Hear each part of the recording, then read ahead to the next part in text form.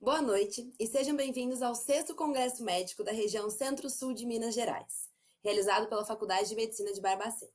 Damos início ao primeiro dia do Congresso, com a palestra de abertura com o tema Lições que aprendi no dia a dia como oncologista, ministrado pelo Dr. Fernando Maluf, diretor do Serviço de Oncologia Clínica do Hospital Beneficência Portuguesa de São Paulo, membro do Comitê Gestor do Hospital Israelita Albert Einstein, fundador do Instituto Vencer o Câncer e membro fundador do grupo EVA, autor de artigos científicos e de mais de uma dezena de livros publicados no Brasil e no exterior, professor livre-docente pela Faculdade de Medicina Ciências Médicas da Santa Casa de São Paulo.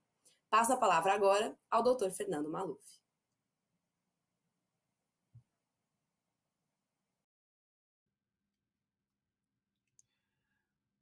Olá a todos, é um prazer poder estar participando do 6º Congresso da região Centro-Sul de Minas Gerais.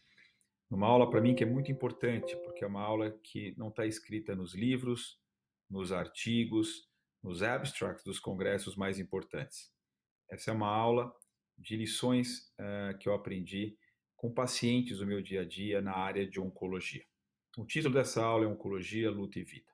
Eu vou passar um pouquinho para vocês dos ensinamentos da minha experiência, que eu digo que foi muito proveitosa numa escola, que é a escola dos pacientes, onde os professores foram os meus pacientes e não os nossos professores da faculdade.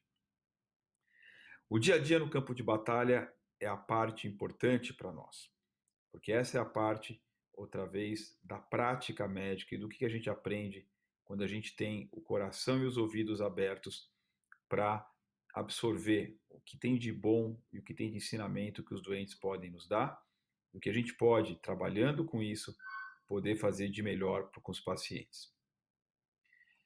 Existem coisas chamadas princípios éticos. Os princípios éticos são imutáveis, né? Mas existe uma questão que é chamada relação médico-paciente, que ela deve ser particularizada. Isso é muito importante. Quando vem uma senhora de 90 anos e fala, doutor, o senhor é uma gracinha, o senhor decidir para mim está muito bem, e eu confio no senhor, a conversa é diferente do que um menino de 18 anos que tem um câncer de testículo, quer discutir ou está preocupado qual que é a balada mais interessante daquele dia, ou a namorada que ele está saindo, ou os amigos que vão fazer o esporte. Então, a conversa para esse menino é outra. Como também é diferente para o empresário que tem 2 bilhões investidos e quer saber, doutor Fernando, quais são as minhas chances reais, quais são as estatísticas. Então, a primeira lição para vocês é que a relação médico-paciente ela tem que ser reinventada para cada paciente que entra no consultório.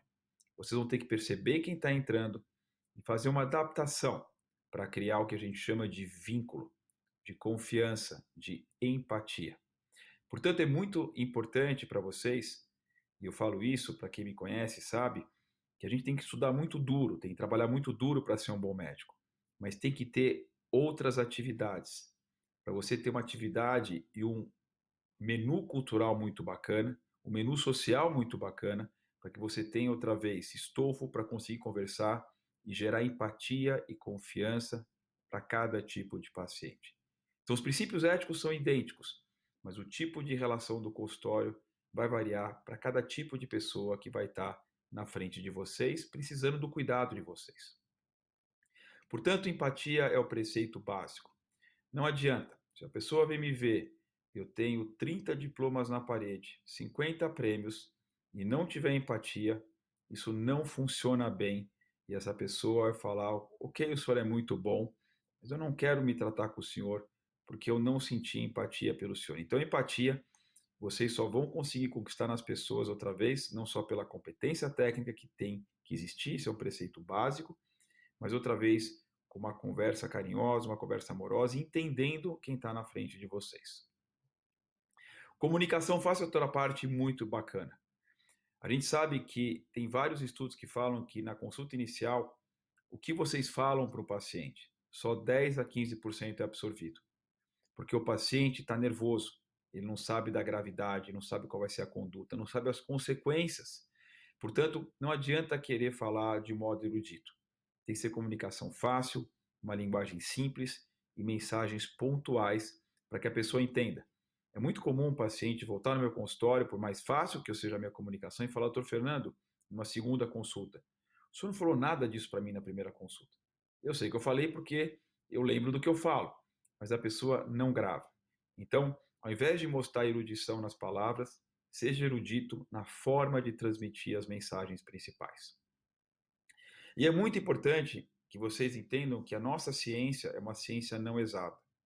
Então, toda vez que eu vejo um paciente oncológico, seja no Einstein ou na Beneficência Portuguesa de São Paulo, tem uma balança invisível na minha frente, onde cada conduta vai ser regida por um lado da balança, que é o risco, e por outro, que é benefício. A gente nunca vai ter certeza se um tratamento nosso, que a gente julga que pode ajudar mais do que prejudicar, vai ajudar com certeza aquela pessoa. Mas o bom médico, ele faz estimativas melhores do que a média. O mau médico faz estimativas piores do que a média. E o médico mediano faz na média. Portanto, é importante vocês entenderem e terem a humildade de que o estudar muito é um preceito fundamental. Juntar a parte técnica é necessária. Mas essa ciência, por melhor que seja o seu estudo, e por melhor que você consiga encaixar toda a literatura dentro daquela situação, porque cada pessoa tem uma idade diferente, tem fatores culturais diferentes, tem preferências diferentes, tem comorbidades diferentes, é tratado em locais diferentes, que tenham mais ou menos recurso, vai ter sempre essa balança que vocês vão ter que enxergar, para tentar encontrar o melhor caminho em termos de risco-benefício, entendendo que às vezes o risco vai suplantar o benefício. Vou dar um exemplo.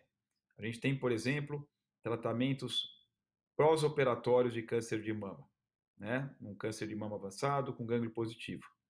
Pode ser que 1% das mulheres tenha uma neutropenia febril e morra de sepsis neutropênica, ao passo que 30 outras vão ser beneficiadas pelo tratamento. Então, na conta, são 30 beneficiadas e uma prejudicada. Se eu soubesse quem essa uma prejudicada, seria muito fácil. Eu não sei. Mas é importante entender que essa uma ela existe no meio de 100 e a nossa função é tentar encontrar dentro dessa balança invisível e essa bola de cristal, entre aspas, quem é a potencial pessoa que não deve embarcar naquele tratamento daquelas outras que vão ter o benefício. E lembrar que medicina, ela não é uma ciência, então, puramente estatística. Né? Quando as pessoas perguntam para mim, Fernando, qual que é o meu tempo de vida? Eu falo que eu não sei. Porque o tempo mediano de vida é o tempo mediano de 100 pessoas, onde aquelas 50 viveu naquele ponto. Mas teve, naquele ponto, gente que viveu menos e gente que viveu muito mais. Então eu acho que a gente não sabe de tudo. E a gente não pode falar que alguém tem uma vida de 2 anos. Até porque a sobrevida dos pacientes depende da resposta aos tratamentos. Depende da saúde geral do doente. Depende de outros fatores. Portanto, eu sempre falo, numa conversa com o paciente, dando algum tom de se aquilo é grave ou não é grave, mas eu nunca coloco um relógio, um cronômetro para nenhum paciente. A gente não deve ser arrogante e não deve ser prepotente para apertar um cronômetro e falar que aquela pessoa vai viver 1 ano e 3 meses, 2 anos e 7 meses. Porque a gente vai errar. Porque outra vez, nós estamos falando de uma mediana, o que não vale necessariamente para aquela mulher ou para aquele homem com diagnóstico de câncer. A função nossa de médico é mostrar os caminhos para a melhor escolha. Isso é muito importante. Quando a gente discute as condutas terapêuticas, a gente tem que falar as potenciais condutas, mas dar peso para elas. Não falar, essas são as 6 condutas possíveis e você escolhe o que você quer. O paciente brasileiro não é desse jeito. Ele vai querer falar, doutor, qual que o senhor acha que é a melhor, a segunda melhor ou a terceira melhor. E ele vai falar, doutor, eu entendo que a primeira melhor para o senhor é essa, mas eu ponderei, eu quero embarcar na terceira melhor. E está tudo bem, porque não tem decisão errada. Tem decisão certa quando ela é bem sedimentada, baseado na informação. Decisão errada é aquela decisão que o paciente faz sem toda a informação disponível, que ele faz, outra vez, num quarto escuro, sem saber exatamente todos os detalhes do seu caso e todos os detalhes em termos de risco e benefício das condutas terapêuticas. E lembrar que, às vezes, a minha primeira opção que eu ofereço para o paciente com câncer nem sempre é aceita. O paciente fala, eu entendo, mas eu prefiro a terceira opção. E a gente tem que ter a maturidade de sempre entender que a preferência é do paciente. Óbvio que a gente nunca deve oferecer nada errado, e se o paciente opta por alguma coisa errada que a gente não se sinta confortável de executar, nós vamos falar paciente Arnaldo, paciente Maria, eu, infelizmente não me sinto confortável para conduzi-lo com esse tipo de conduta. Eu prefiro que você procure uma outra pessoa. Mas entendendo que dentro das preferências que existem possíveis, a escolha do paciente é soberana e a gente tem que respeitar e fazer basicamente somente o nosso melhor. É como se ele fosse um capitão e nós fôssemos o soldado para reger aquela missão. Importante também que dar esperança é muito distinto de retirar esperança. A gente não deve ficar enganando as pessoas. Essa é uma experiência importante na minha vida. A gente deve ser afetuoso, carinhoso, mas a gente não deve falar com um caso grave, é um caso maravilhoso. Por outro lado, a gente nunca pode retirar a esperança de alguém. Porque não existe guerreiro que vai para a guerra e que possa ganhar se não tiver esperança e bem alimentado. Então, a gente não retira esperança porque a gente não pode retirar a motivação de alguém por brigar de modo altivo pelo seu problema. Até porque a gente tem casos incríveis. Eu tenho casos incríveis que vieram desenganados me ver do Brasil inteiro e que hoje estão absolutamente curados. A gente não conhece tudo na medicina, a gente não conhece tudo na vida. Então a gente não tem o direito e nem o conhecimento para dizer nunca isso acontece ou sempre isso acontece. Isso é super importante e acho que é uma mensagem bacana para vocês também que estão em fase de formação. O médico não sabe tudo. Eu lamento dizer para vocês, vocês podem achar que vocês vão ser os caras, as pessoas mais incríveis do planeta, mas o que eu lembro, e a gente falou nos slides passados, o incrível médico é aquele que sabe juntar toda a técnica, aplicar aquela técnica naquele ser humano que tem particularidades diferentes do outro, que entrou no seu consultório meia hora antes ou meia hora depois, mesmo que os dois ou os três tenham diagnósticos parecidos, mas as particularidades diferentes e como eles vão receber os tratamentos são completamente distintos. Então, o médico não sabe tudo, o que leva a uma mensagem de que a gente tem que ser humilde. A gente é um servidor e a gente está para servir o paciente. O paciente é o artista principal e nós estamos no backstage. Toque físico é muito importante. Os pacientes gostam de ser abraçados, gostam de ser acariciados. Os pacientes querem sentir dentro de um consultório, principalmente numa doença grave, que você está se importando com ele. Às vezes, um carinho no cabelo é uma coisa de um significado absolutamente incrível, motivador, que traz esperança, que traz calor, né? E isso é uma coisa que vocês devem, no dia a dia, fazer. Os pacientes não gostam de médicos frios ou de médicas frias. Os pacientes gostam de gente que esteja se importando realmente com eles. E todo time deve ter a mesma postura. Não adianta, por exemplo, vocês serem incríveis médicos, se de repente a enfermeira não é bacana, de repente o segurança da porta não é bacana. Então, na Beneficência Portuguesa e no Hospital Albert Einstein, que são dois líderes de câncer no país, eu tenho a felicidade de liderar esses dois serviços, ou de participar da liderança desses dois serviços, existe uma qualidade e uniformidade de excelência, desde o manobrista até a recepcionista, até a enfermeira, até a técnica de enfermagem, a moça da limpeza, dos médicos e por aí vai. Porque, outra vez, esse é um time e para o resultado ser bom, você depende de várias pessoas nessa cadeia, médicas e não médicas, profissionais de saúde e não profissionais de saúde. E dentro dos profissionais de saúde, você vai depender de cirurgiões, de radioterapeutas, de clínicos, radiologistas, patologistas. Ou seja, você tem que ter um timaço jogando junto com você. Um jogador bom não faz verão. O que outra vez remete ao conceito de humildade e de trabalho duro, para que vocês, na formação de vocês, consigam estar em lugares e que ativamente vocês participem de montar times de excelência, seja qual for a especialidade que vocês forem seguir. O Brasil versus outros países, eu diria que os grandes centros brasileiros, como Einstein, Beneficência e outros hospitais, eles estão muito próximos dos melhores centros do mundo. Para vocês terem uma ideia, o Einstein foi eleito como o 21º melhor hospital de câncer do mundo. A gente não deve nada para ninguém. Infelizmente, nós temos poucas ilhas que se assemelham à Europa e Estados Unidos, né? Mas essas ilhas estão ficando maiores e a gente está ajudando nesse processo de expansão dessas ilhas de excelência pelo país. Em relação a outras estratégias, medicina integrativa é uma parte muito legal, ela faz parte dos hospitais hoje, ela pode realmente ajudar. Mas medicina integrativa como a medicina clássica que a gente faz, né, ela tem que ser uma medicina baseada em ciência. Por exemplo, a acupuntura, por exemplo, algumas dietas comprovadamente são benéficas contra o câncer. Mas tem outras coisas que não. Todo ano vem uma moda da babosa, da graviola, da cartilagem de tubarão. E essas modas, assim, elas vêm, entram em moda, depois desaparecem, porque veem que essas, por exemplo, no slide não servem para nada. E aí vem uma outra no ano seguinte, como se fossem ondas. E depois de 4, 5 anos, a babosa retorna outra vez. Nunca diga nunca e nunca diga sempre. Lembra que eu falei para vocês isso? A gente não conhece tudo na vida, tem 1000 variáveis, e a gente não sabe como as pessoas respondem dos tratamentos, tanto em termos de efeitos colaterais, quanto em termos de resposta, por exemplo, do tumor. Existe uma individualidade muito grande. A gente sabe hoje que os tumores, hoje, o que parecia que era um tumor de pulmão, hoje são mais de 20 tipos diferentes, e isso vai agora mostrando que realmente cada pessoa e cada doença é como se fosse uma digital que é única. Então, não podemos ser prepotentes e arrogantes, falar isso nunca acontece, isso sempre acontece, seja para uma direção boa ou ruim. E nos obstáculos da vida, eu sempre falo para os pacientes que a fé ajuda, né? Tem estudos mostrando que a fé é importante, mas lembrar que a fé, ela vem como adjunto. Só a fé não ajuda.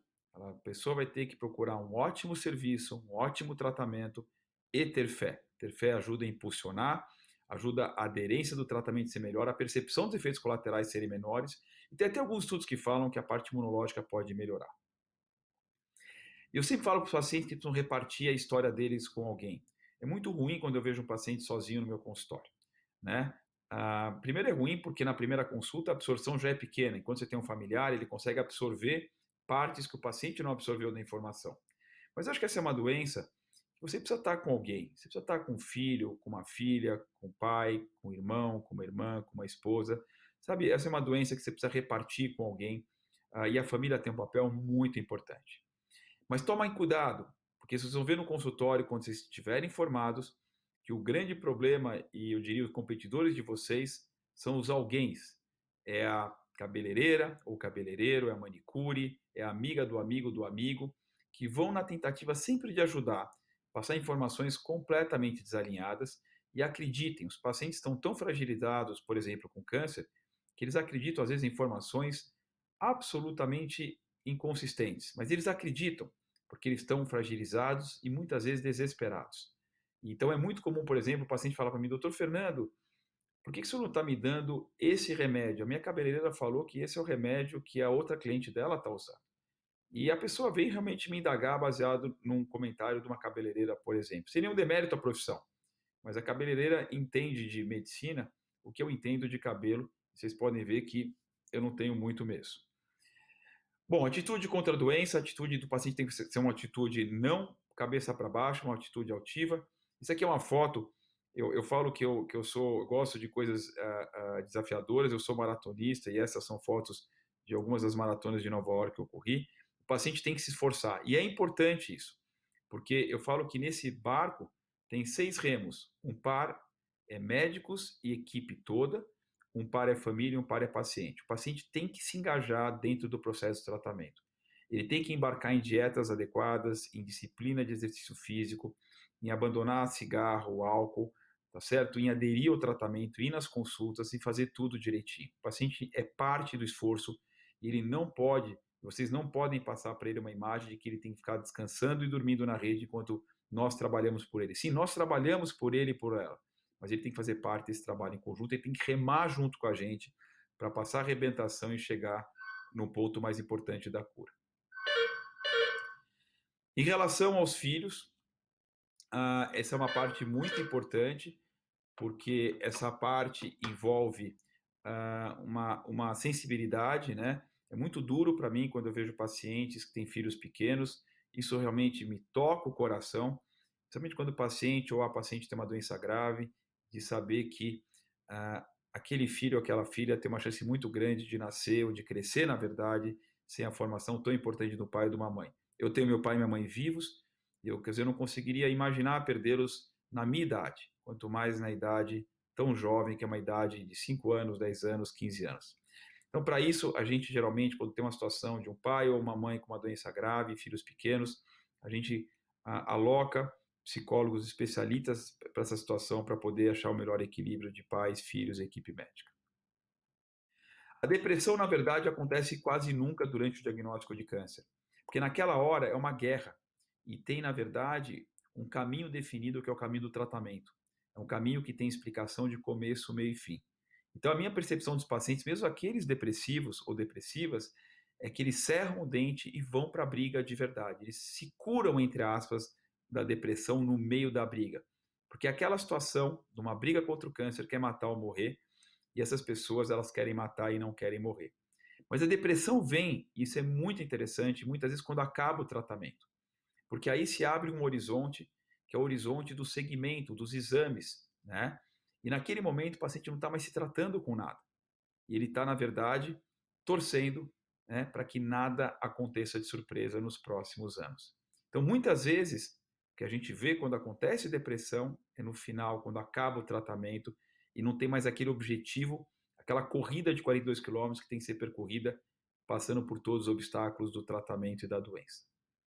Portanto, a ansiedade é uma área muito importante e ela é muito visível quando os pacientes vão fazer os exames. É muito engraçado quando o marido fala, a minha esposa, né, ela briga comigo ou está brigando comigo a semana inteira, e é sempre a semana antes dos exames. Ou vice-versa, o esposo está impaciente com a esposa uma semana antes dos exames. Por quê? Porque por melhor que aquele homem ou aquela mulher esteja se sentindo, às vezes uma tomografia, um PET scan, uma ressonância pode mostrar algum foco de reincidência, e aquela semana é muito dura pela ansiedade, não só de fazer o exame, mas principalmente do resultado dos exames. Vale a pena fazer o que eu faço? Né? Eu me formei na Santa Casa de São Paulo com 23 anos, fui até os 26 anos, 3 anos de residência de clínica médica no HC, depois eu fiz 3 para 4 anos de residência no Memorial Sloan Kettering Cancer Center, e com 30 anos eu comecei meu campo de batalha na oncologia, que eu faço com uma baita alegria, uma baita felicidade e realização já há 19 anos. E a pergunta é, vale a pena trabalhar numa área tão dura como essa? Né? Uma área que a gente ganha muita briga, mas tem pacientes que a gente perde no meio do caminho. Né? Eu tenho uma clínica muito grande, eu cuido de muita gente, então não tem nenhum mês que eu não perco gente no caminho, e isso é doído. A pergunta é se vale a pena fazer o que a gente faz. Vamos, então, assim, pegar 3 histórias rápidas. Essa menina tem 32 anos, ela teve em 2002 um tumor raríssimo de colo de útero, e foi muito engraçado, porque o tumor dela era raro. Eu sou especialista de câncer ginecológico, geniturinário, cabeça, pescoço e neuro, e ela falou assim para mim, doutor Fernando, eu estou vindo aqui porque todos os médicos não têm experiência com o meu caso. Eu falei para ela, olha, eu também não tenho experiência com o seu caso, mas eu vou estudar o máximo possível para ter a melhor experiência que a literatura pode dar. E é muito bacana porque é uma lição para vocês de serem honestos com os pacientes. Os pacientes, eles querem como dica alguém que se importe com eles, não só em termos de carinho, afeto e empatia, mas que eles sintam que estejam estudando e trabalhando pelo caso dele ou dela, que estejam se esforçando e aprimorando o conhecimento para prover o melhor tratamento. Mesmo, eventualmente, você falando que precisa discutir com outras pessoas, isso não é nenhuma vergonha, tá? Isso é bonito e o paciente aprecia. E eu fui muito honesto com essa paciente. Ela sentiu e ela ficou comigo, porque ela percebeu que eu estava realmente envolvido no caso dela para tentar ajudar. Ela, infelizmente, naquele momento estava grávida de 8 semanas, ela teve que retirar o útero e fazer um aborto, fazer um tratamento quimioterápico pesadíssimo por 1 ano. E essa mulher, né, que hoje é uma amiga pessoal minha lá de Brasília, ela se casou e ela teve, através de uma barriga de aluguel, essa menina linda, a Giovana, né, que é uma menina maravilhosa, que é uma graça, ela está curada e tem uma filha linda. Então vale a pena, vale a pena. Essa história é um pouquinho diferente. A dona Ana tinha 78 anos, em novembro de 2006 ela teve um tumor raro de tireoide chamado carcinoma anaplásico. É o pior câncer que tem do corpo. Ele mata as pessoas geralmente em 6 a 8 semanas, cresce como se fosse uma infecção. E ela fez um tratamento radioquimioterápico, teve uma ótima resposta, e ela realizou um sonho que era viajar para Paris com as filhas. Tá? E ela faleceu depois de 6 meses do diagnóstico, ela viveu até mais do que o esperado. Então essa paciente, ela infelizmente, ela foi abatida pelo câncer. Mas se vocês me perguntarem se valeu a pena, eu vou falar sim, valeu a pena tremendamente, porque ela conseguiu realizar nesses 6 meses sonhos maravilhosos que ela sempre desejou realizar, mas nunca teve o tempo ou foco para fazer. E lembrar que o câncer, ele traz para a gente uma reflexão da vida presente, do passado, e um movimento diferente para o futuro. E lembrar que, às vezes, as pessoas vão querer restabelecer relações, vão querer melhorar relações, vão querer fazer coisas que elas nunca fizeram. Se aqui valeu a pena, sim. Apesar dessa, chamava ela de princesa, a princesa Ana ter falecido, valeu a pena. Porque esses 6 meses para ela, ela claramente conseguiu plugar coisas fantásticas que ela sempre desejou na vida. Esse, por último, é o médico, Jimmy, 24 anos, do câncer de testículo, metastático no corpo inteiro, fez quimioterapia, se curou, casou e hoje tem filhos lindos. Então, vale a pena o que a gente faz? Vale. Porque o mais importante, quer dizer, além da cura, que é o nosso objetivo principal, é ter a sensação, independente se você vai ser um oncologista, ou um cirurgião, ou um clínico, ou um pediatra, ou um radiologista, ou um patologista, que você está ajudando as pessoas. E o ajudar é curar, o ajudar é controlar uma doença, o ajudar é tirar o sofrimento, o ajudar é muito mais amplo do que só curar. Os princípios que devem ser seguidos, então a nossa missão é cura, preservação da integridade física e emocional, qualidade de vida e alívio do sofrimento. E não tem o mais importante, todos são importantes e eles são absolutamente relevantes para cada tipo de situação. Confidencialidade é muito importante. O que acontece num consultório não é motivo, não deve ser motivo de comentários fora do hospital. Aquelas pessoas estão dando a vida na mão de vocês e a confidencialidade é absolutamente importante. E é importante vocês entenderem que existem 1000 interesses paralelos. Tem gente que, infelizmente, tem interesse que alguém morra na família, para ter uma herança, por exemplo. Tem gente que tem outros interesses. Então, vocês têm que absolutamente serem sempre discretos, tá certo? E confidenciais a todas as questões do paciente. Quando alguém de fora pergunta alguma coisa de um paciente, né, você indaga primeiro o paciente para saber se você pode fazer algum comentário ou não. Isso é absolutamente importante, isso vale para a imprensa, isso vale para tudo, sempre com a anuência do paciente. Estar ao lado do paciente é a parte mais importante. Esse, para mim, é um dos slides mais incríveis que tem em termos de lições básicas. Porque, outra vez, o paciente quer alguém tecnicamente bom? Claro que sim. Quer alguém empático? Quer alguém que ele sinta afinidade? Claro que sim. Mas a parte principal é que ele tem que saber, ele tem que perceber que você está brigando pelo problema dele. Como se fosse o problema do seu pai, da sua mãe, dos seus irmãos ou o seu problema pessoal. Delinear todos os passos é importante. Lembra que eu falei? Tem que dar o passo e o mapa, né? Então, quando você for explicar um tratamento, tem que explicar o tratamento com todos os passos, porque lembra que ele está entrando numa guerra com você. E ele tem que saber qual que é o terreno daquela guerra, tá certo? Quantos quilômetros que ele vai percorrer. Se tem montanha, se tem mar, se tem bicho, o que tem na frente. Então, delinear os passos é fundamental para ele poder, outra vez, se preparar para ganhar essa briga. Saber o que fazer em situação, antecipação. Eu sempre, quando eu vejo um paciente, eu nunca decido o que eu faço na hora, eu sempre penso, quando eu vejo numa consulta, o plano A, B e C, eu sempre tenho as opções de tratamento para cada tipo de cenário.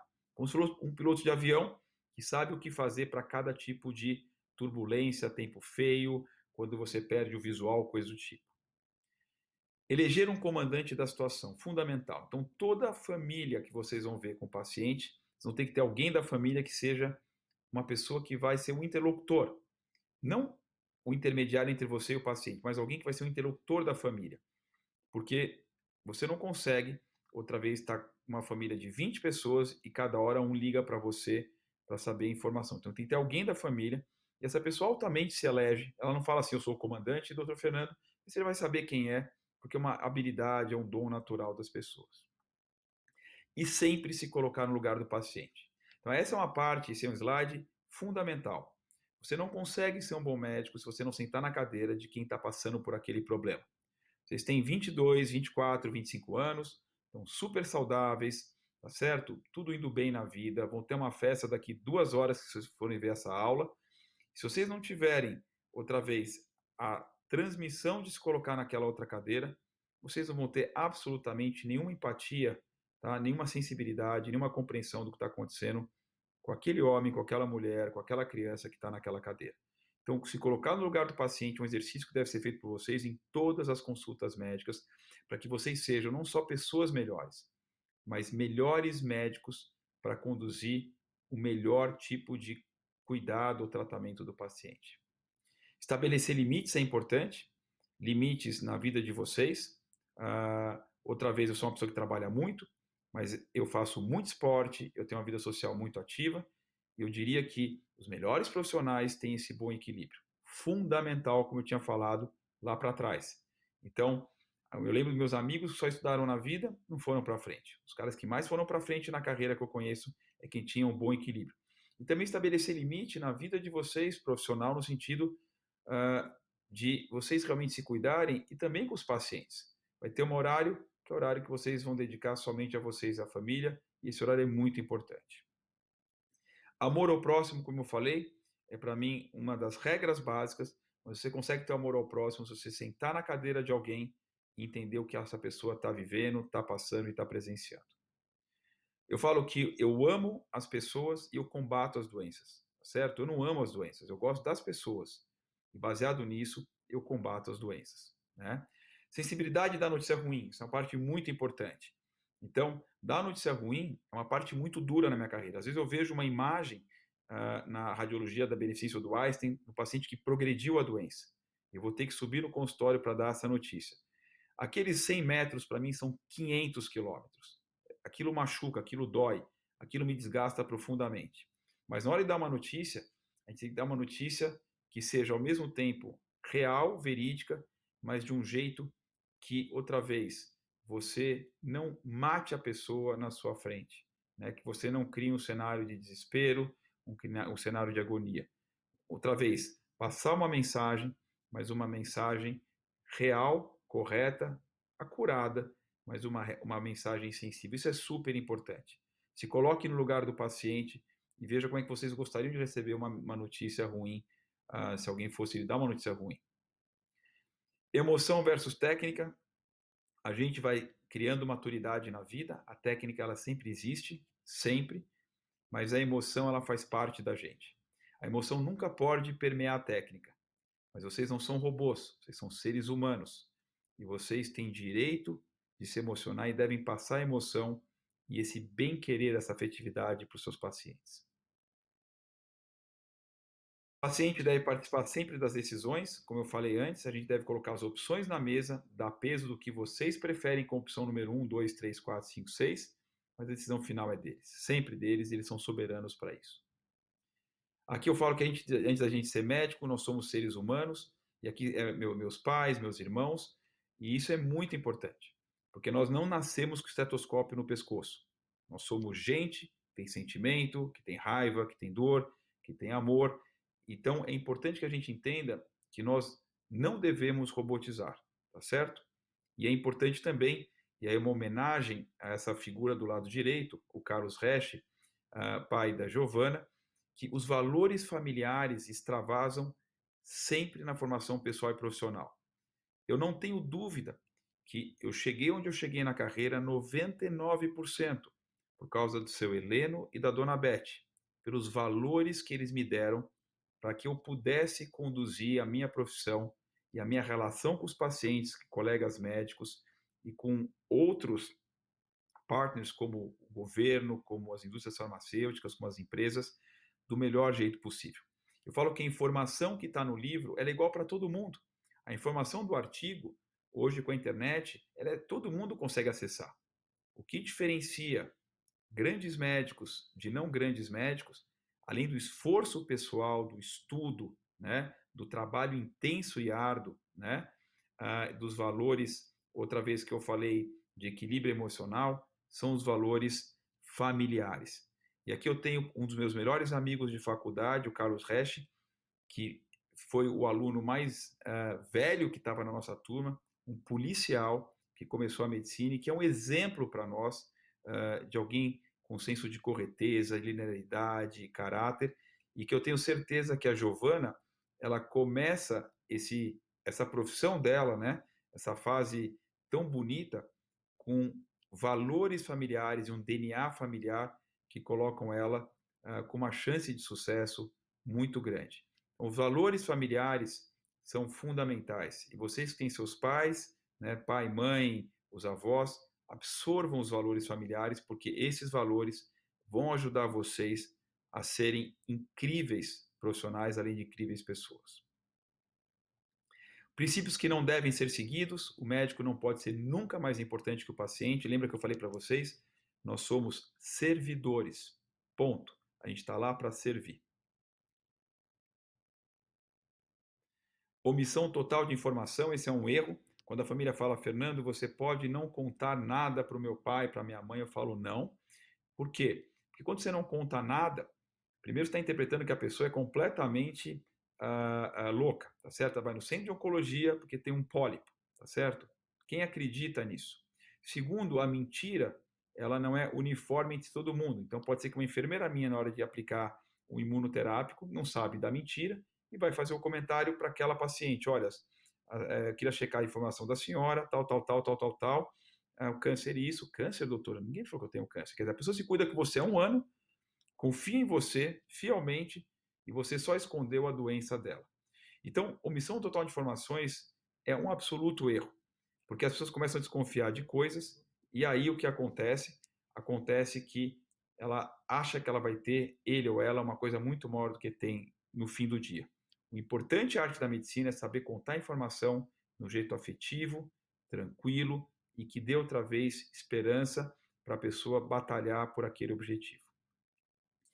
Os pacientes são diferentes, os tratamentos são diferentes, mas não, as pessoas são diferentes, os tratamentos são iguais. Então isso é importante no sentido do quê? Que a gente deve tratar as pessoas de um jeito muito parecido.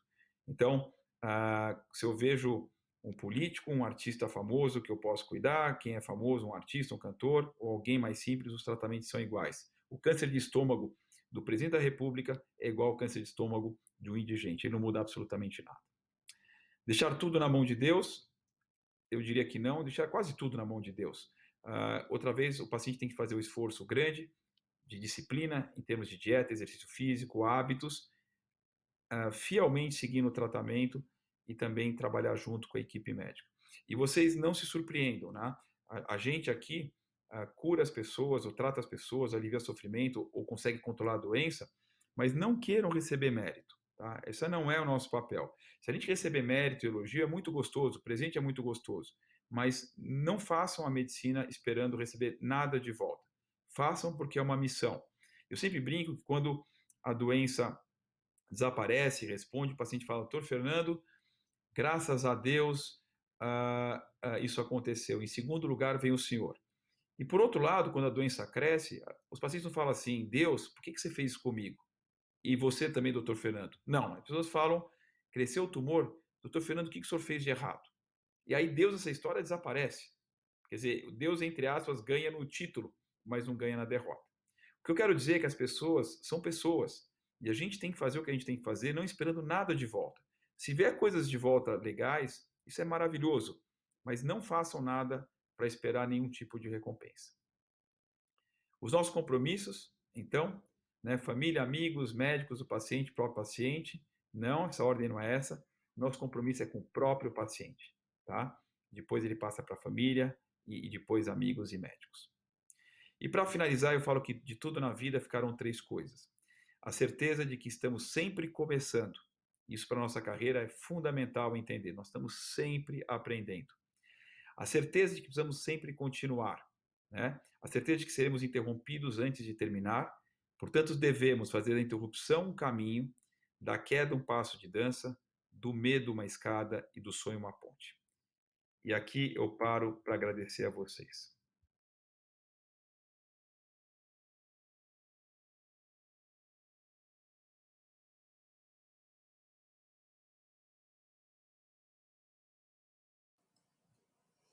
Agradecemos ao Dr. Fernando Maluf por nos passar um pouco da sua experiência através dessa palestra incrível. Convidamos agora o segundo palestrante da noite com o tema Diagnóstico e Tratamento da Estenose Aórtica Grave, Dr. Lucas Lodge, mestre e doutor em Ciências Clínicas pela UFMG, coordenador dos serviços de hemodinâmica do Hospital Mater Dei e do Hospital das Clínicas. Passo a palavra agora ao Dr. Lucas Lodge. Olá, meu nome é Lucas Lodge, eu sou cardiologista intervencionista em Belo Horizonte. Primeiramente, eu gostaria de agradecer a comissão organizadora pelo convite para dar essa aula. Espero que todos gostem. Então, nós vamos falar hoje sobre a intervenção na estenose aórtica.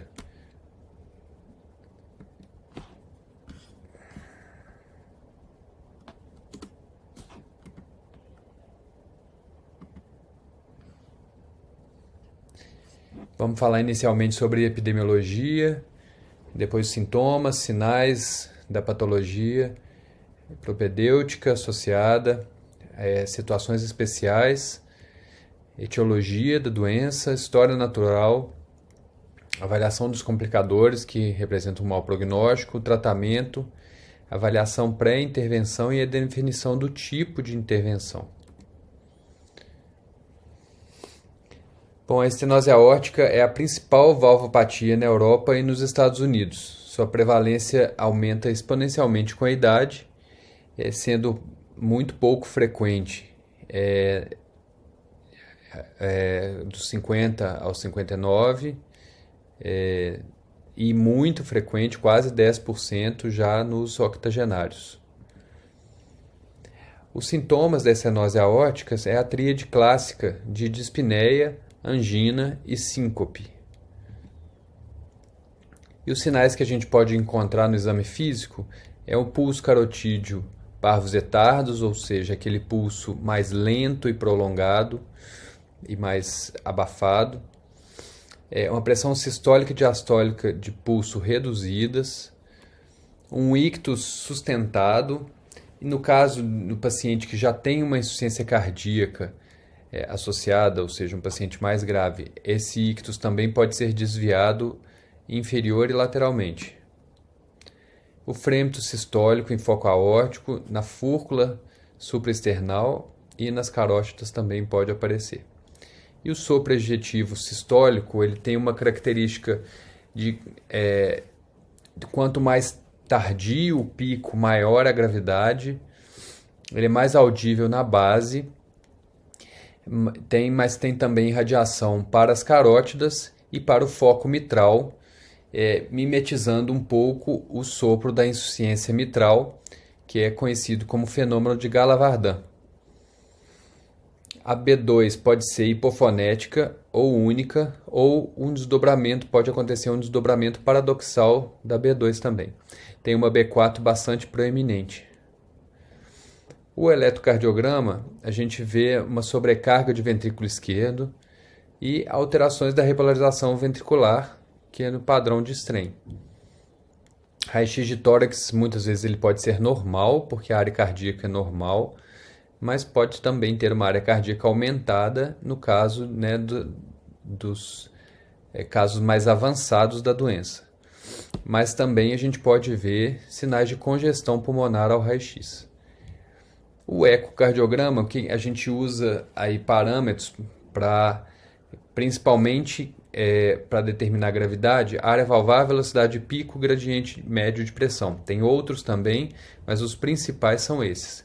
E aí diferenciando a estenose aórtica grave da estenose aórtica crítica, né? A área valvar menor do que 1 ou menor do que 0,6 centímetros por metro quadrado, né? Essa é a área indexada.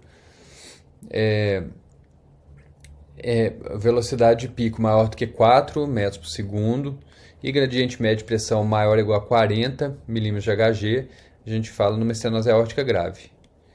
E a estenose aórtica crítica seria uma área menor do que 0,75, uma velocidade de pico maior do que 5 e um gradiente médio maior ou igual a 50. A estenose aórtica crítica também é chamada de estenose aórtica muito grave. E é exatamente isso que a gente vê com relação à velocidade, né? Aqui é um ecocardiograma, a gente vê o cálculo da velocidade. Quanto mais grave a estenose aórtica, maior a velocidade na válvula. E quando ela está maior do que 4, a gente considera que é grave. O ecocardiograma de estresse com dobutamina, ele só é indicado naqueles pacientes com estenose aórtica de baixo fluxo e baixo gradiente com fração de ejeção reduzida, que nós vamos falar daqui a pouco. O teste ergométrico ou ergospirométrico, ele está indicado apenas para aqueles pacientes assintomáticos com fração de ejeção normal, ou seja, acima de 50%. Está contraindicado o teste ergométrico nos pacientes sintomáticos. A TC de tórax, ela pode auxiliar também nos casos mais duvidosos, porque a gente avalia pelo score de cálcio a probabilidade de uma estenose aórtica grave, sendo improvável abaixo de 1.600 unidades em homem e 800 em mulheres, e muito provável acima de 3.000 em homens e 1.600 em mulheres. O estudo hemodinâmico, principalmente manometria cardíaca, para avaliar a ação das pressões e do gradiente, ele não deve ser feito de rotina, já que o ecocardiograma ele dá esse resultado com uma alta acurácia. Mas nos pacientes que há uma dúvida diagnóstica, a gente pode aplicá-lo, sendo então que a gente considera como grave aquele gradiente de pico maior ou igual a 50 milímetros de Hg. Então, as situações especiais que a gente comentou agora há pouco, uma delas é a estenose aórtica de baixo fluxo, baixo gradiente, fração de ejeção preservada, que a gente chama de estenose aórtica paradoxal.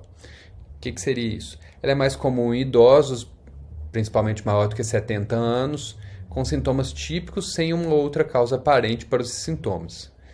A área valvar aórtica ela tem que ser menor do que 1, ou a área indexada de menor ou igual a 0,6. A fração de ejeção normal, né, maior ou igual a 50%. A velocidade máxima do jato aórtico é menor do que 4, ou seja, é o que a gente chama de baixo fluxo. O gradiente médio também é menor do que 40, por isso baixo gradiente.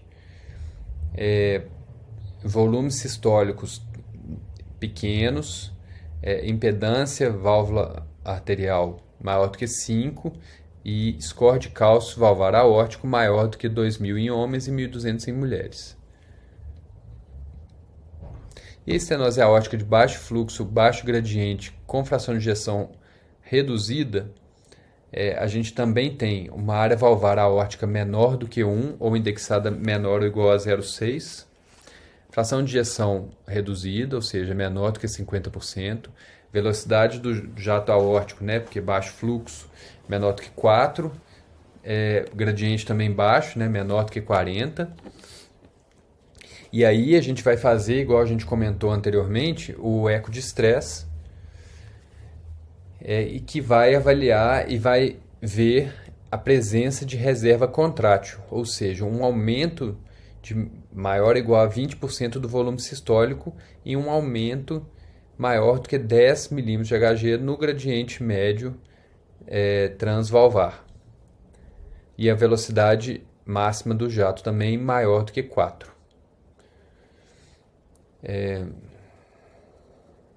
Com redução ou manutenção da área valvar aórtica.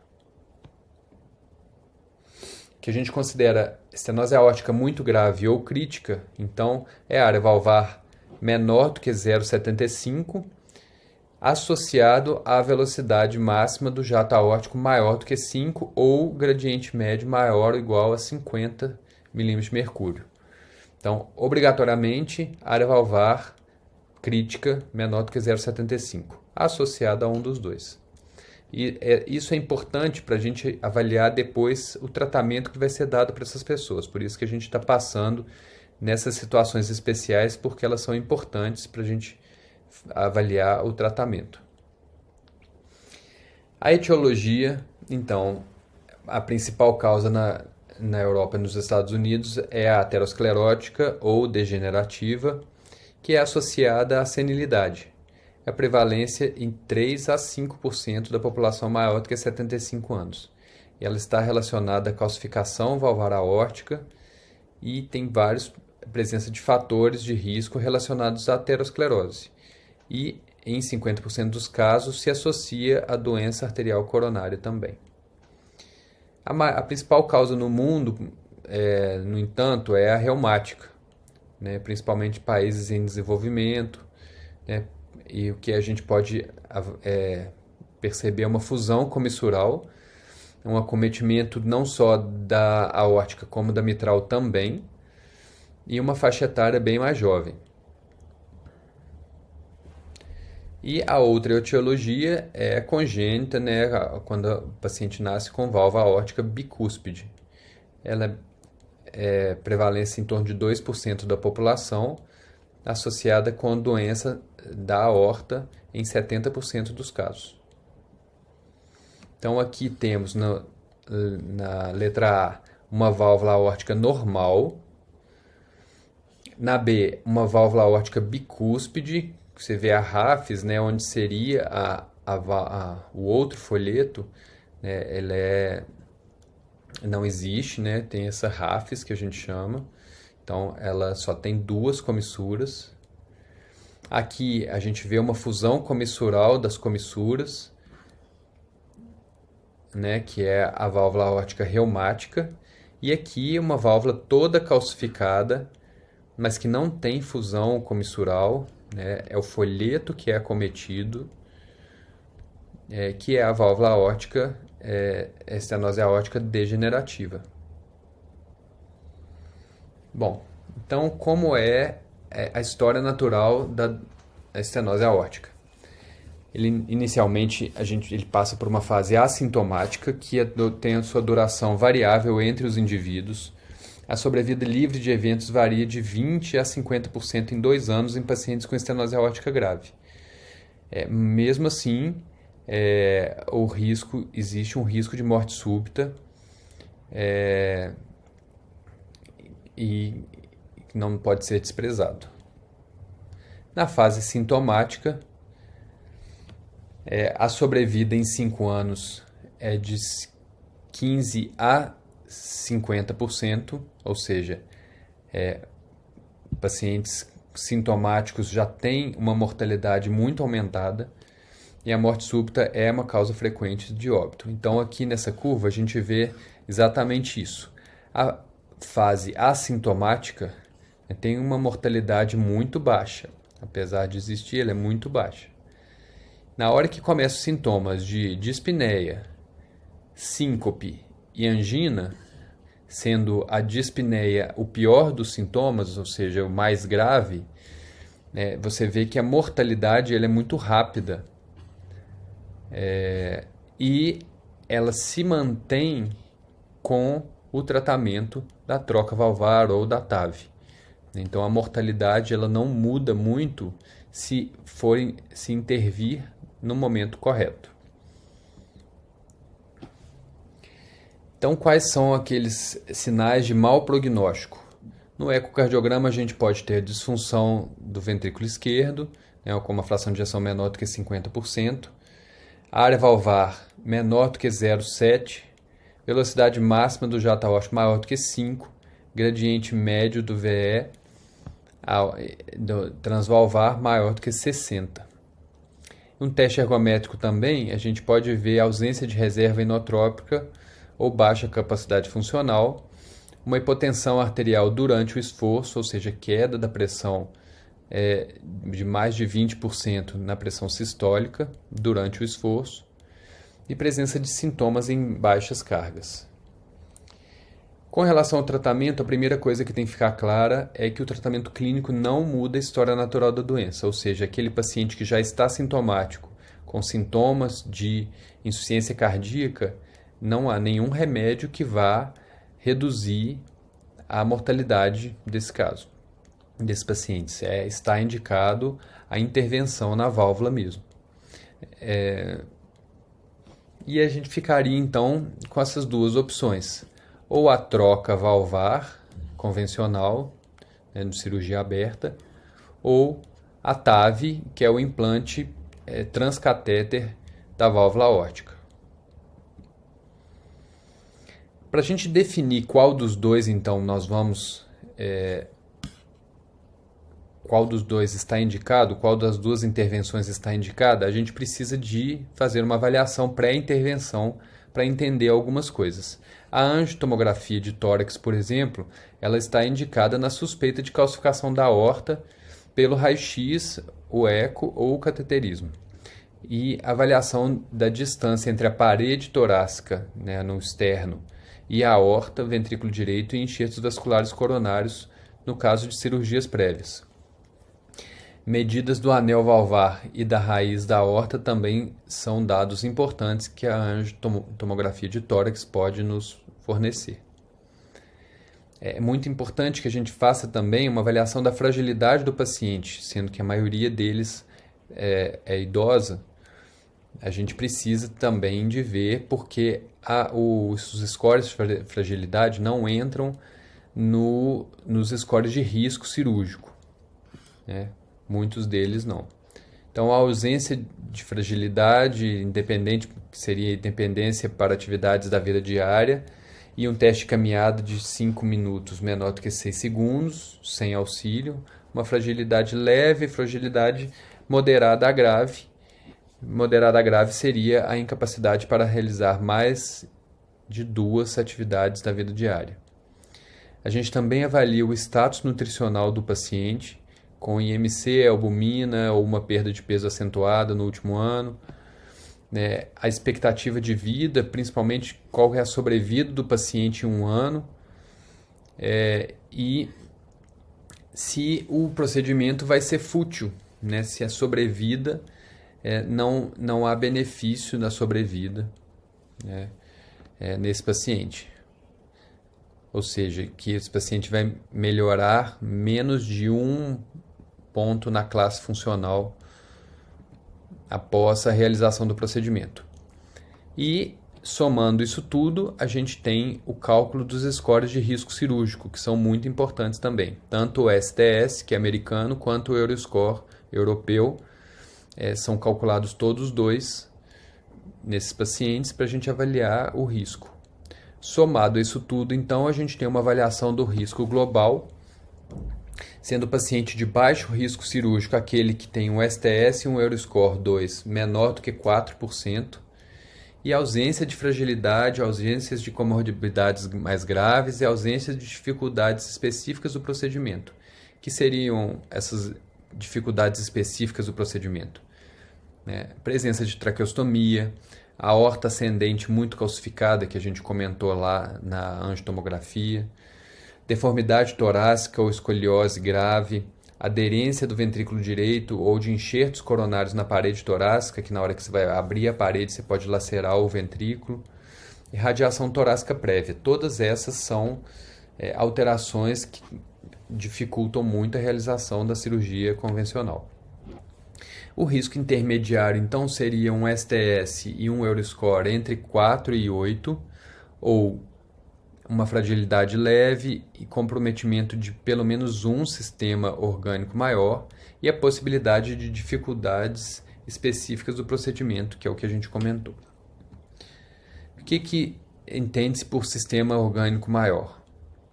Disfunção sistólica ou diastólica grave do VE ou hipertensão pulmonar fixa, insuficiência renal crônica estadio maior ou igual a 3, pneumopatia com VF1 menor do que 50%, ou difusão de CO menor, de monóxido de carbono menor do que 50% predito, demência, doença de Parkinson, AVE com sequela física, doença de Crohn, retocolite ulcerativa, desnutrição, albumina baixa, malignidade ativa, cirrose, sangramento intestinal por varizes, RNI alterado.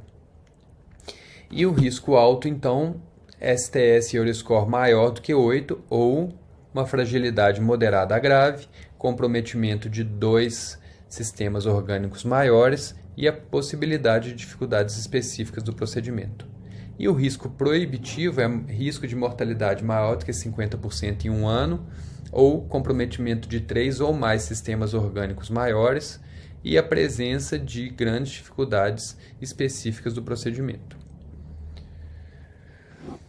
Para a gente definir, então, qual tipo de intervenção melhor para cada paciente, é feito, então, essa avaliação global de todos, e isso é apresentado para um RAR-team da instituição onde que vai ser realizado, para que todos cheguem à conclusão da melhor forma de intervenção para cada paciente.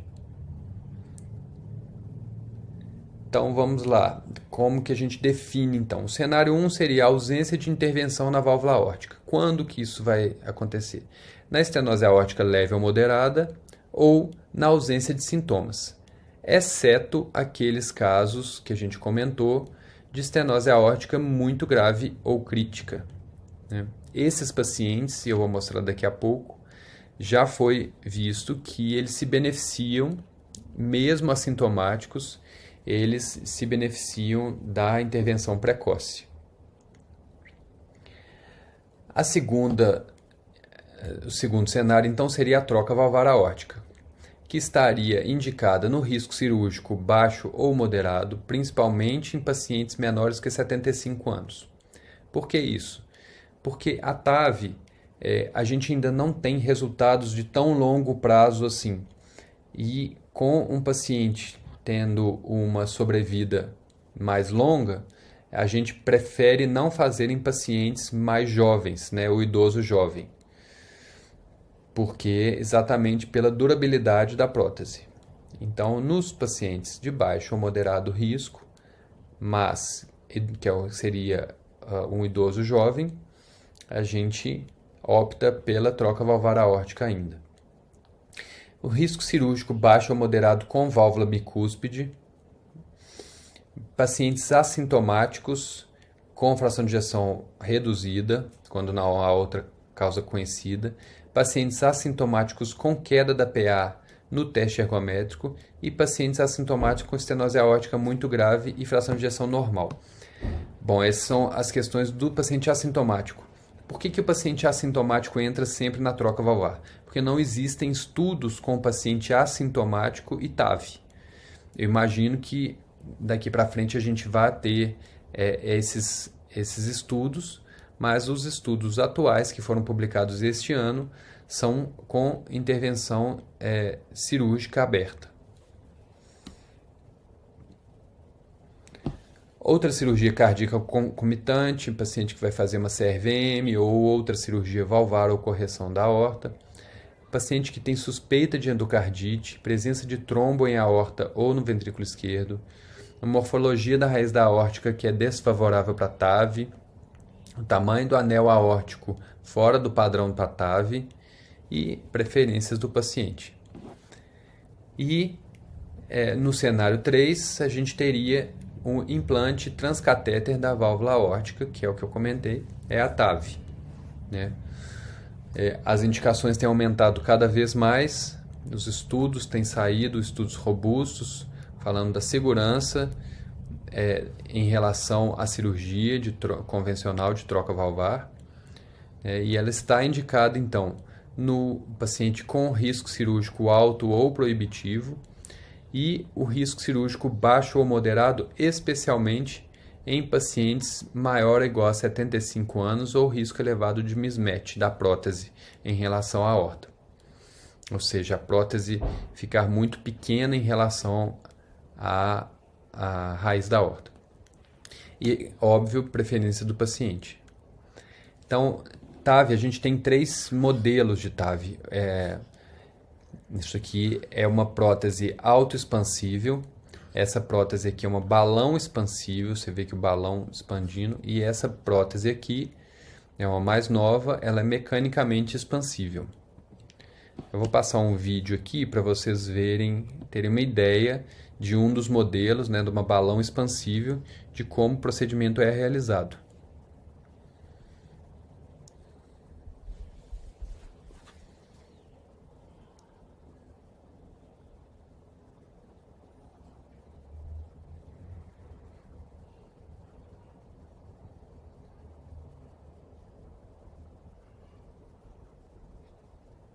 Aí está uma válvula aórtica bastante calcificada, estenótica, com abertura reduzida. É feita então uma punção da artéria femoral, por onde sobe-se um fio guia, e vai ser posicionado dentro do ventrículo esquerdo. Em alguns casos é feita uma valvoplastia aórtica com balão antes do implante da prótese, e alguns é a prótese direto. No momento da insuflação do balão, vocês podem ver que o coração, a gente tem que fazer um overpacing, ou seja, tem que elevar essa frequência cardíaca ao máximo para que o jato aórtico não desloque a prótese na hora do implante. Aí eles estão então posicionando o balão sob a prótese, e agora então colocando a prótese, vocês veem então que vão, através de um marca-passo, vão aumentar a frequência do coração, diminuindo então a pressão arterial, e conseguindo então implantar a prótese sem que ela se desloque do local adequado, né? Então aí a gente tem implantado então uma prótese balão expansível,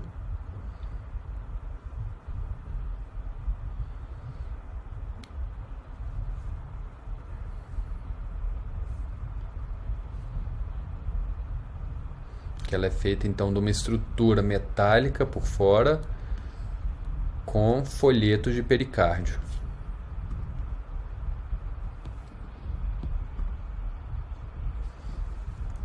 E o cenário 4 então seria a valvoplastia aórtica por catéter balão.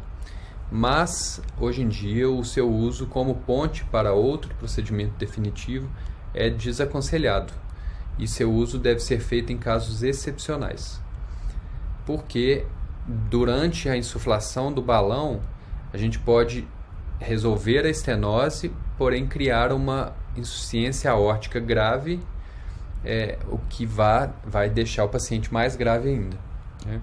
E muitas vezes ir a óbito.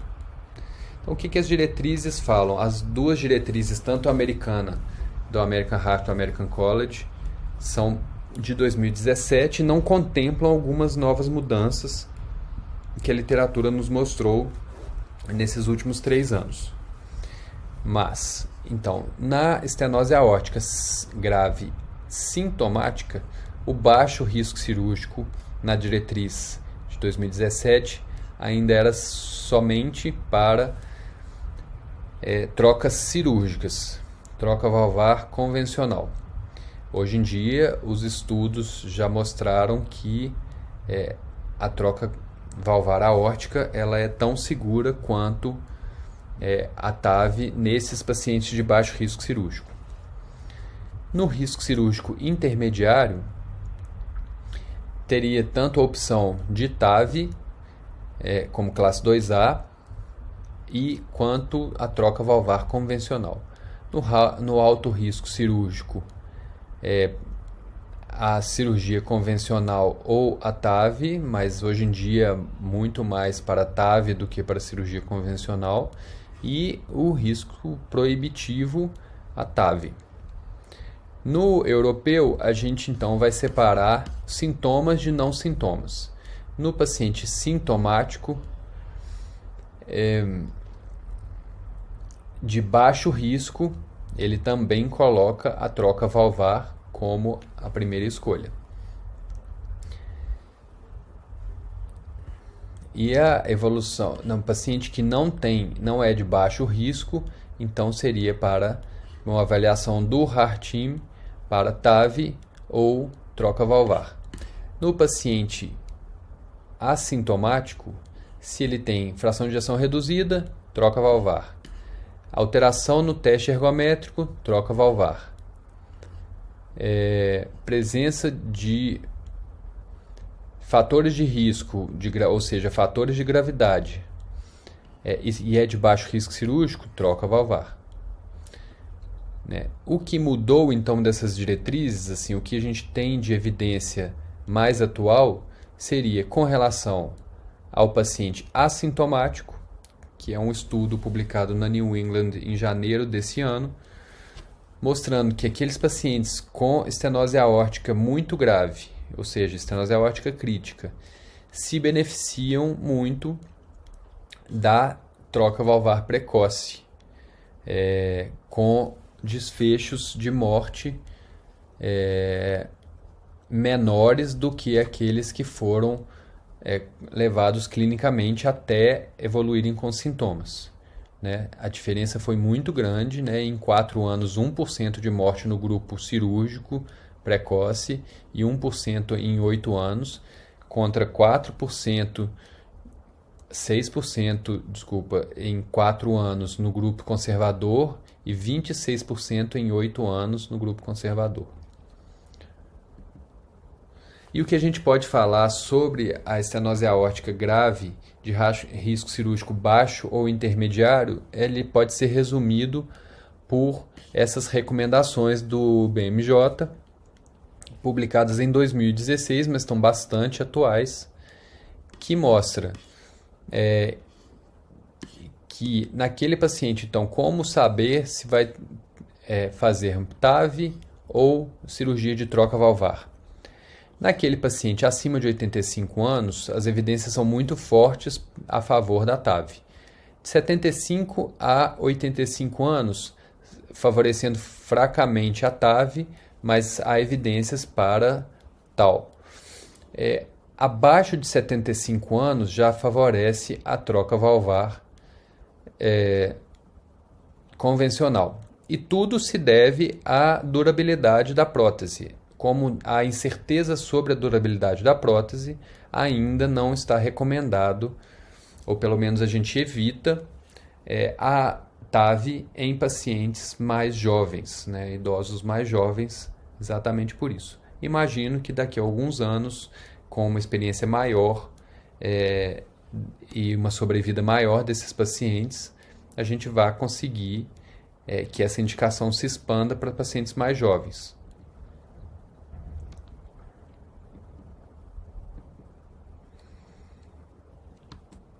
Essas são as referências que eu usei para a aula, as diretrizes e o artigo dos pacientes assintomáticos. E qualquer dúvida, eu estou à disposição. Obrigado e até logo. Agradecemos ao Dr. Lucas Lodge pela excelente palestra ministrada e agradecemos a todos pela audiência. Gostaríamos de agradecer também aos nossos patrocinadores: MedSkill, MedBeta, Whitebook, Fibra Cirúrgica, MD Spirit, Sangue, Editora Manoli, Cult Decor, Medway, Viva, Medcel, Ponto Saúde e Somit. Esperamos vocês na próxima quarta-feira, dia 14 de outubro, para mais um dia de palestras do 6º Congresso Médico da região Centro-Sul de Minas Gerais. Boa noite.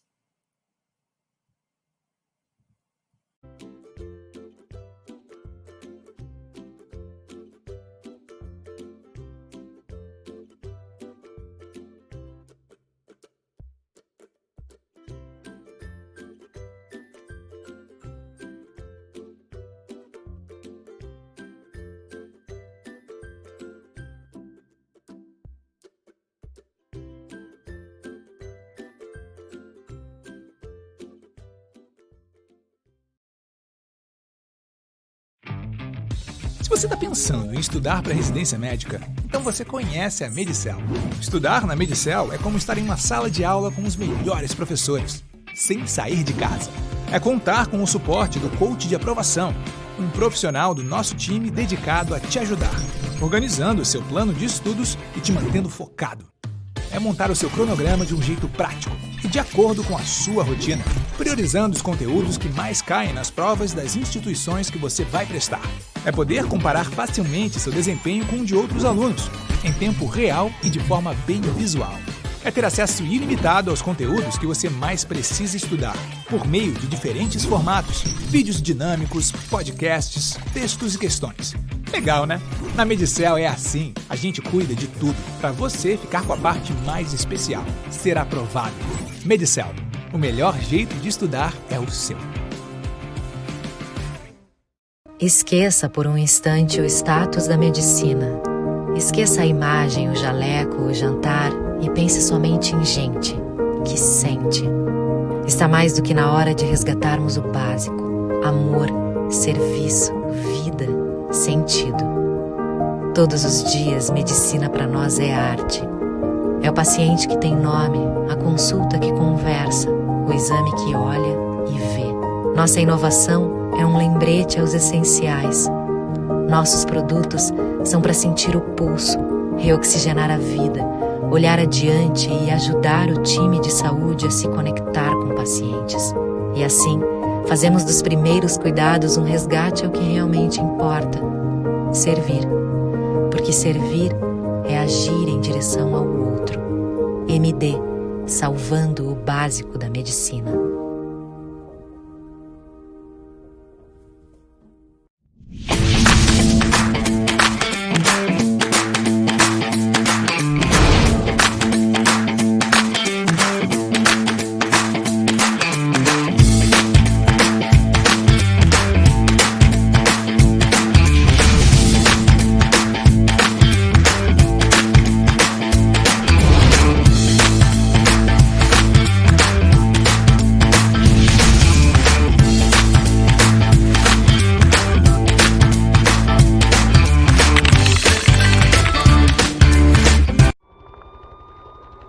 Todos nós temos sonhos.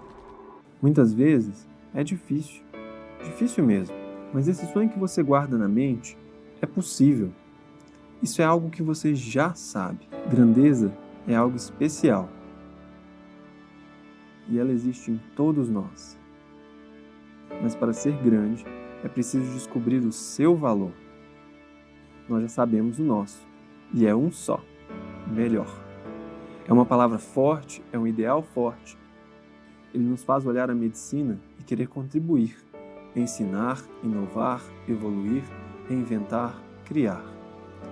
E para ser melhor, precisamos considerar tudo. Nossos valores, treinamentos e produtos têm um comprometimento com ser melhor. Eles são para que você seja grande nos seus sonhos possíveis. Através de planejamento, pesquisa e o que há de mais efetivo em capacitação, fazemos tudo o que pudermos para podermos beneficiar você, sua carreira e seus pacientes. Só assim vamos ser melhores juntos, transformar a saúde através da educação e realizar os nossos sonhos. Melhorar é a única possibilidade. Med Beta.